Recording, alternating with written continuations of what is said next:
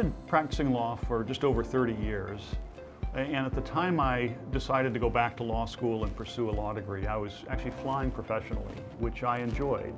But I found that mentally I needed more stimulation. Well, I grew up in a family of educators. My mother was a high school teacher and librarian. My father was a college professor. So education has always been in my blood, if you will. I've been teaching since my late teens when I became a flight instructor. I love the Lawline setup. I've done other types of CLE within the firm, different presentations, but I think the exposure I get from Lawline is very important. I think the technology and the production capabilities are really first class. So rather than continuing to do exclusively CLE on my own with the firm, we decided to come to Lawline and put on a series of CLE webinars.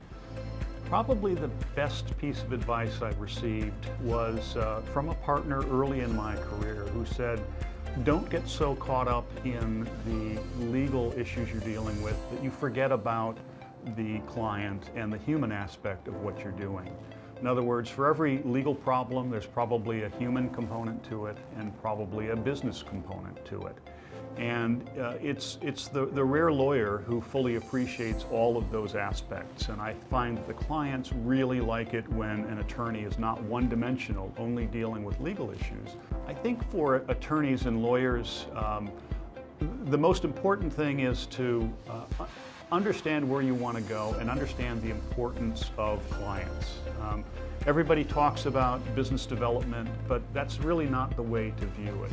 I think the way to view it is that you want to make sure you're engaging with the clients, that ultimately you develop your own clients, and that you do what you can to make sure that people know you as a person and your capabilities. You can be the best lawyer in the world, but if people don't get to know you and understand what you do well, you're not going to be successful as a lawyer.